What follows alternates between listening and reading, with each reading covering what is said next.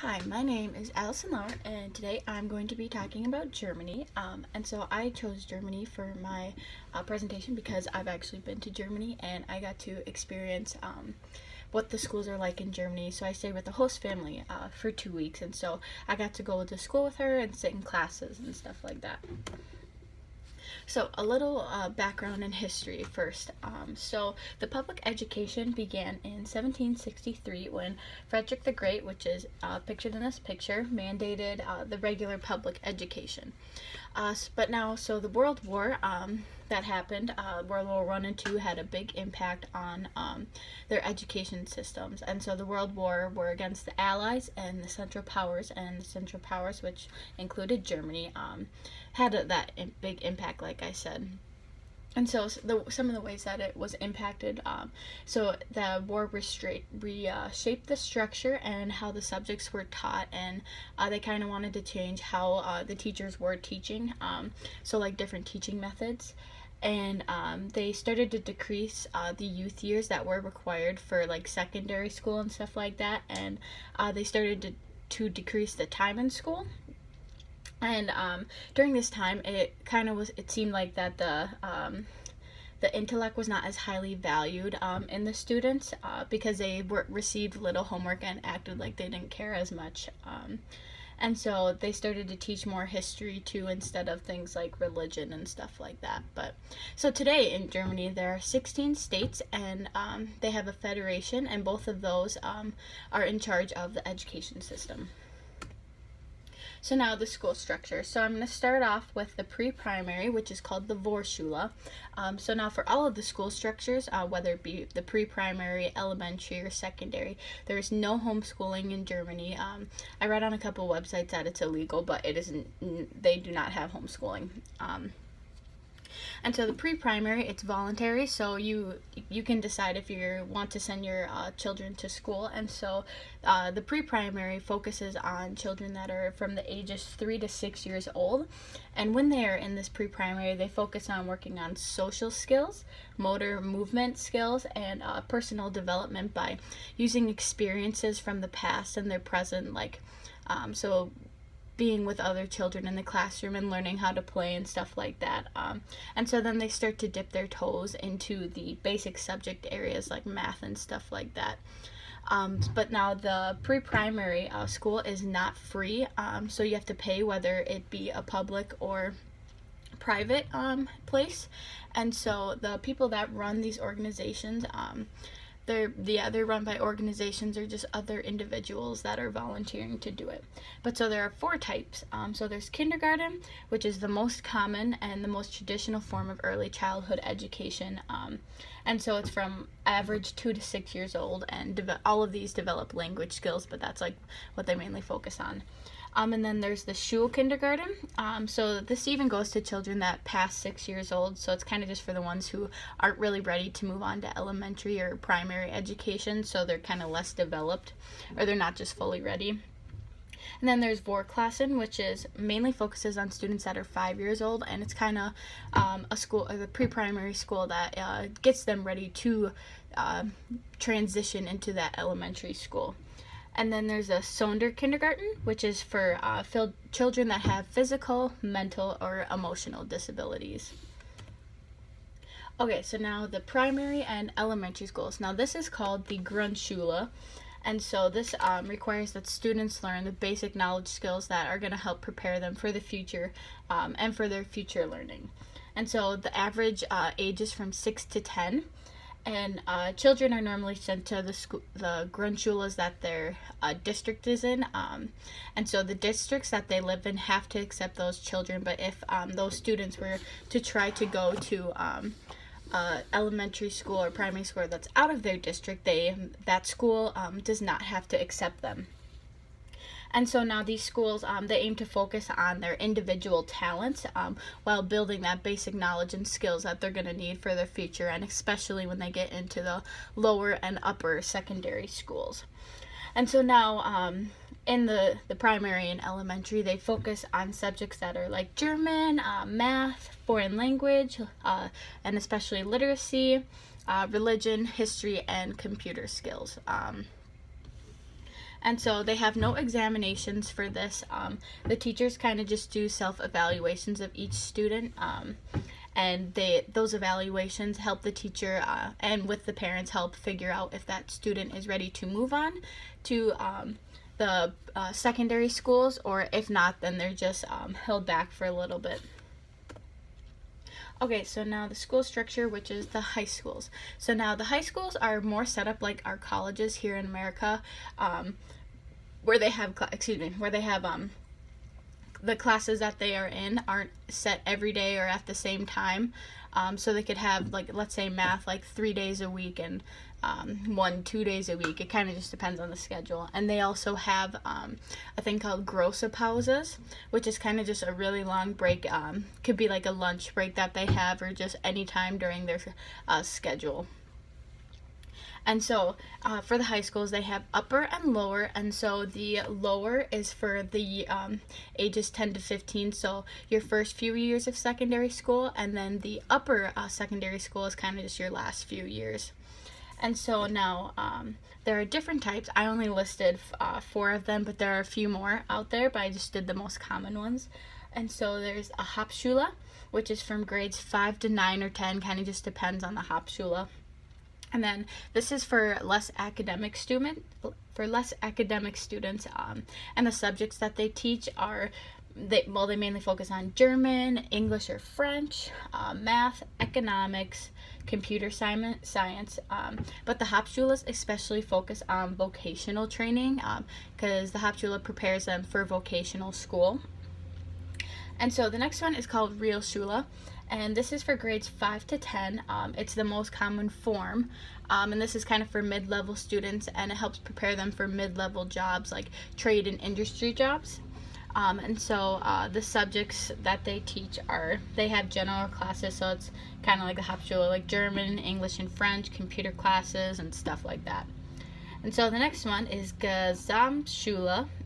They don't have this in all of the states, and like I said before, Germany has 16 states. And combines all different types of education for grades 5 to 10. So they teach, depending on the each student's level of knowledge. So they have like German, math, and foreign languages. And it's kind of like our public schools here. And so the gymnasium, which is the highest form of academics, and it's for grades 5 to 13, and it's the most valued because you can only go to universities if you go to the gymnasium and pass the Abitur test, which they have. But the gymnasium in the future offers the best job opportunities, and so they have to take some basic courses like the math and science, history and German and English, but they also have to take some advanced courses, and these advanced courses that they have to take just have more lessons, and the subject material or matter that they have is just a lot harder than regular classes. And so, yeah, like I said, if they go to the gymnasium, they have the opportunity, if they pass the Abitur test, to go to a university or get a degree. And then here's kind of a picture of like one of the classes. So like, yeah, they have German, like, for example, 3 times in the morning, and then on Fridays they have it later in the day. So it kind of just depends on the student's school. And so then here are 2 pictures that I have from the school that I went to. I went to gymnasium, and so my host family's daughter was in 11th grade there, and so this is what the entrance looked like, and there's just like a classroom. Okay, so now on to the school structure for universities. So more than 30% of students end up going to a university. It's a lot harder, obviously, to get into with the Abitur test, but there are really low fees for students when they go here, so they kind of just have to pay for some books and stuff. But so the requirements that are needed, so after graduating grade 12 or 13 from the gymnasium, like I said, you have to pass the Abitur test, and so having that degree grant will get you into the university. So I listed some examples, and here are 2 pictures actually that I took of the Universität in Freiburg. We just went around walking for a day, so it was super cool. So now there are also vocational schools, which are very popular in Germany, and this, it's a vocational or a dual education system, and so the dual system and vocational helps prepare students for hands-on training with classroom learning and with cooperations from like an actual organization to give those students the experience for a deep knowledge of vocational trades. So yeah, the dual system basically just has students go to school in actual classrooms, so they're still learning stuff while experiencing the actual vocation out in a workplace. So now there are some different types of examples. There's the Berufsfachschule, which is a full-time vocational school, and so it's about 2 to 3 years and requires a low secondary leaving certificate from a Hauptschule or a Realschule, and this school focuses on multiple specific occupations. And then the Berufsschule is 2 to 3 years, and it's the part-time vocational school, leads to vocational qualification. And so the subjects that are taught are kind of just general vocational subjects that you need to know within the dual system. And to enter this, you have to have just a contract with the dual system. And then the Fachschule is 1 to 3 years it lasts, and it's continuous in-depth trade and technical vocational training. And then you have to have a Berufsschule qualification or a Realschule certificate, or just a vocational qualification to enter the Fachschule. So now some of the discipline rules for students. So it's illegal to use physical punishment, no matter what the instance is, and there's no strict disciplinary rules really in the schools, whether it be with their behavior or just in general, because they want to address the harm and move away from the stricter punishments. But so that means they focus on like manners and just being respectful of their peers and their teachers. And then so the classroom settings kind of are more of an open and calm atmosphere, because the teacher is able to make his or her own set of rules up for in the classrooms. And so some more on that. Like I said, they create their own certain rules, but they hold their students accountable for superior performances in school. So making sure that they do turn in their homework and they do it to their best, the best of their abilities. But Germans in general, whether it be in schools or just all around, are kind of more they're well disciplined and they're very hardworking. And in school, this is partly because the grading system is a lot harder, but the teachers will straight up tell the students if they are wrong or not. Okay, so some of the nationally mandated exams and certificates. So just a few of the exams that I found, like I mentioned earlier, the Abitur, the one when you take after you graduate the gymnasium. So yeah, this after they finish grade 12 or 13, they're allowed to take this test. It's not mandatory, but so that examination is needed for them to get to the university. And so this test, when they take it, it includes 2 advanced subjects. So it could be German, English, math, and then they also have to choose, there's like 3 type of clusters that have a group of subjects, and so the student, depending on his or her interest, they can choose a certain cluster. And then another exam that is held in Germany that's kind of newer is the AATG exam. And so this is the national German exam, and it awards students that are higher and have more success from levels 2 to 4.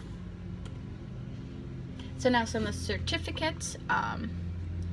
So then the school leaving certificates, you just get the certificate after you leave the school. And then there's the Hauptschule certificate, which you receive after you complete 9th grade at the Gesamtschule.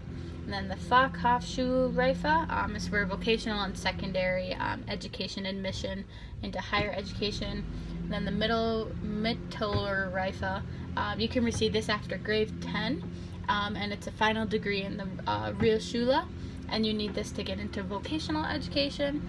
Then there's the Hauptschulabschluss, which you receive after grade 8 and can attend any vocational schools.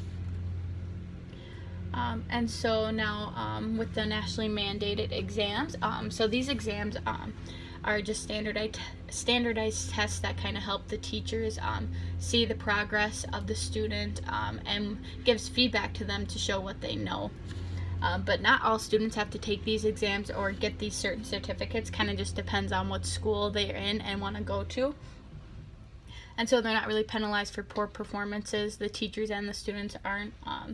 If they don't pass, they don't pass and just have to stay or just don't do anything about it. So yeah, the subjects kind of for each test and certificate that are required just depends on what exam and certificate you're taking or going for. But it has like the basic subjects like math, reading, writing, and foreign language standards. And so the accountability, they're held accountable by the Institute for Quality Development in Education, which is the IQB, sorry. And this organization kind of just supports the states, the 16 states, in developing the overall education and monitors how well the standards are being implemented. And so if a child doesn't meet the standards that are set, he or she will just be held back. So yeah. Okay, so now the frequency. Like I said, not all students need to take these or are required to, but if you go to the university and if you want to go to a university, the abitur is required. And then, yeah, so you just have to, if you want to go to vocational school, you have to get those certain certificates. Okay, so now the curriculum. So the material is laid out in the curriculum that's set by the school in the states. So one thing I thought, which was really weird when I went to visit, there were no lockers. So the materials that they needed, they had to have backpacks because they just all carried backpacks, or carried their stuff in their backpacks, sorry. And so the Ministries of Education and Cultural Affairs and the Lander lay out the education in the curriculums. So this kind of deals with the course objectives and the teaching methods which teachers are supposed to implement. Kind of just depends on each state because they're allowed to create their own, and they're just so different. And so the teachers are able to decide what textbooks from the list of approved books by the ministry. And so, like for an example, students have to read a Tog book, Der Anne Frank, and they have to read books about the Holocaust. Like those are some of the two that are just mandated that they have to learn about. Okay, so now some of the standards. So the similar standards, students have to begin at 6 years old, and it's split in the beginning based on their level of knowledge. And so the standard course load, kind of just learning German, English, math, and science, and stuff like that. And not a lot of the schools offer after-school activities or physical education or music or art. There are a few private schools in Germany, and I would say those private schools over the public schools offer these things more than the public schools. But yeah, so the states get to decide what standards are set in stone, but the private schools have more opportunities, like I said. So yeah. So now the grading system. So in America, we base our grades off of like an A, B, so letter grades, and percentages wise. But in Germany, that's not how they do it. They do it based on they go from sehr gut to nicht messbar. So it's kind of, you can see, I don't know if you can see, but this picture has kind of points. So like a 5 in general is like the highest, so it's sehr gut, which means very good. So that student is performing to the best of their abilities and they're doing good on their homework and stuff like that. And so then the nicht messbar which would be like a 1 or 0, means that their work or performance is not really measurable. So it is very different than our grading system in America. And so they have a nationwide curriculum with certain grades that show their knowledge and capabilities. So the states still want to maintain their own education curriculum, so they're still trying to enforce that. Okay, so finance. So the primary source of funding for public and private is mainly from the government and the districts, but it's much less of a federal education control. And so private and public schools can receive funds, but public schools have to hold certain state issue reports and exams. And so, yeah, so they spend the same amount of money on education as private schools, but private funds are subsidized by the state, getting to majority of the funds from the state, like I said, while having to pay a certain amount of fees, but those fees are relatively low, and there really aren't a lot of private schools. Some of them are independent, and so really don't have to have those certain mandated rules that are set by the government, but those private schools can set their own curriculum. And so teacher salaries, so teachers in Germany, if they teach from 15 to 25 years, they get the higher they get a higher pay and higher salary, but since all the teachers are professionals, their pay isn't based on their performance. And so for middle school, the average is 42,000 euros to 57,000 euros, and then on average, high school is about 53,730 euros. Okay, so parental support. So the high versus low trust. So the teachers that are in Germany are professionals, and they have a high trust because of their importance in Germany. And so they're known as being prestige in the education systems. Yeah, so the teachers are trusted and very highly respected by other colleagues, by students, and by other peers in general. And so, in general, students are really focused and determined when it comes to their schooling and their performance. And so, classrooms have a trusting yet open environment, and in the students' schooling, the parents are involved with their academic life, making sure they're pushing them to do their best and perform to the best of their abilities. And then here's my works cited. Thank you for listening.